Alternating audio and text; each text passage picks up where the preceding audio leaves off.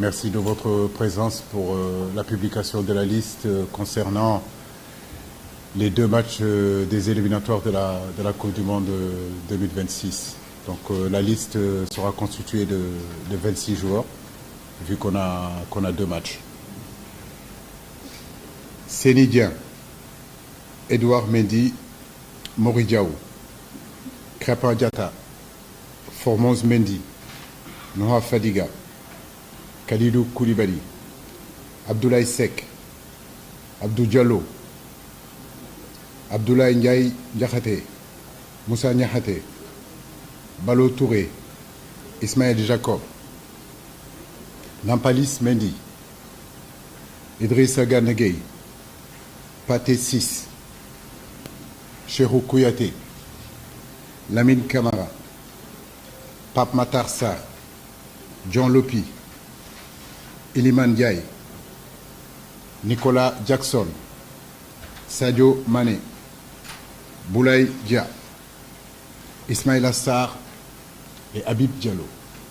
Voilà les 26 joueurs convoqués pour les 2 rencontres qui auront lieu ici le 18, samedi 18 à 19h à huis clos, comme vous le savez, et puis le 21 au Togo.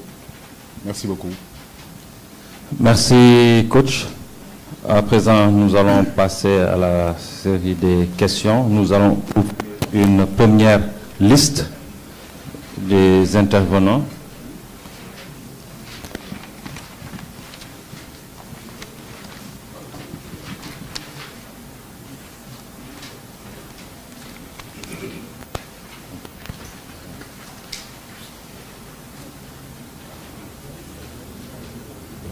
Djibril Gaye.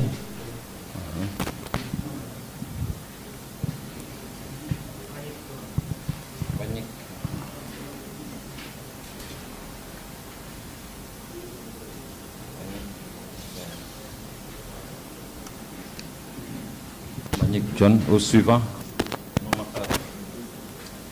Mariam.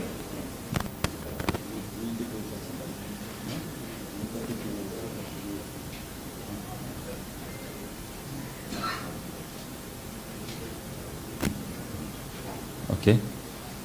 D'accord, on y va encore. Le premier. Vous donnez le micro, s'il vous plaît.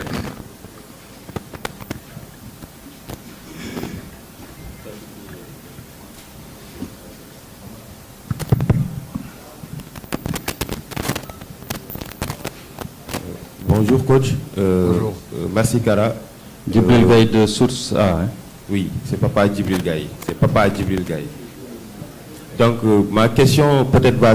Parce que depuis le tirage au sort de la CAN, on n'a pas eu la chance d'avoir ce rendez-vous ici à Dakar. Peut-être à Lens, vous avez eu à discuter avec nos confrères qui avaient la chance d'être là-bas. Ma question va concerner un peu la programmation des matchs de l'équipe nationale. Surtout quand on dit que la CAN, cette CAN va être l'une des plus relevées et on se rend compte qu'il y a des matchs qui sont prévus et qui vont se jouer à partir de 14h. Est-ce que vous pensez que vraiment il n'y a pas paradoxe de vouloir programmer des matchs à certaines heures, sachant que les joueurs vont venir en club, vont quitter le club avec des températures différentes et au mois de janvier, on sait qu'il va faire excessivement chaud. Est-ce que ça ne fait pas défaut un peu? Ma deuxième question va concerner peut-être la liste qui est limitée à 23 jours. Est-ce que ça vous aide 23 jours pour la CAN? Je parle de la CAN. La liste pour la CAN, la liste définitive pour la CAN, ce sera pour 23 jours. Est-ce que ça aide un peu les techniciens dans leur, je ne sais pas, dans cette situation? Merci. Bonjour Djibril, c'est deux très bonnes questions. Je crois qu'aujourd'hui, si on regarde, hier encore, j'étais en train de vérifier, mais de janvier 2023 à aujourd'hui, depuis le début des éliminatoires de la Coupe d'Afrique, bah, j'ai envie de dire que toutes les équipes, en réalité, ont convoqué entre 26, 27, 28, voire même une trentaine de joueurs. Et après, petit à petit, dilué. Je pense qu'aujourd'hui, tout le monde est conscient de la dureté de cette CAN, des difficultés qu'il y a de cette CAN, les matchs, comment ils sont disputés et comment c'est difficile, entre les baisses de forme, entre les suspensions, entre les maladies. Donc oui, je pensais que, en tout cas, la CAF aurait pu, ne serait-ce que laisser le fait qu'on puisse être à 23 ou être à 26 ou être à 27. En réalité, ça ne gâchera rien du tout parce que pour nous, les entraîneurs, ça nous permet, si vous voulez, d'avoir beaucoup plus de possibilités.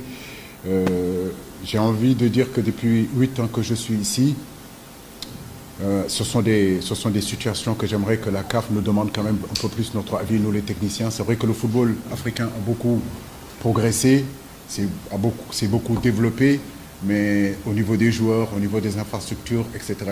Mais j'ai envie de dire que nous, les techniciens aussi, ce serait bien qu'on nous demande notre avis pour justement savoir ce que nous pensons de tout ça. Et je saute sur la deuxième question qui est bien sûr le temps, de jouer à 14h. Rappelez-vous, la dernière CAN, on avait joué à 14h à Bafoussam. On venait de sortir quand même, on était finaliste en 2019 et puis on arrive en altitude, 14h. On a joué contre le Zimbabwe, on a joué contre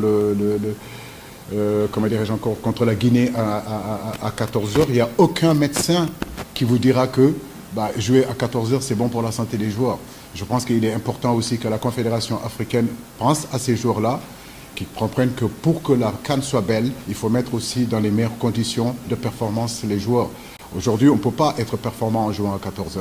Et je le dis, il n'y a pas que moi qui est dans cette situation-là. Je pense qu'il y a d'autres équipes aussi qui sont dans cette situation-là. Et il n'y a aucun entraîneur qui est d'accord, qui voudrait jouer à 14h. Et je pense que quand on parle de la 3e compétition mondiale aujourd'hui, après la Coupe du Monde et après la Coupe d'Europe, l'évolution de cette compétition ne peut pas être seulement que sur les gradins et sur les hôtels. Il faut penser aussi aux acteurs parce que c'est eux qui sont sur le terrain, de les mettre dans les meilleures conditions.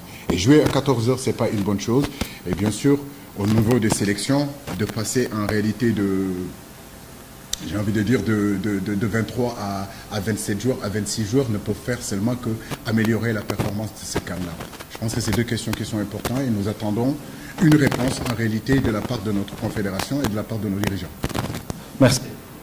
Au suivant, Mbagnick John de Wiw Sport.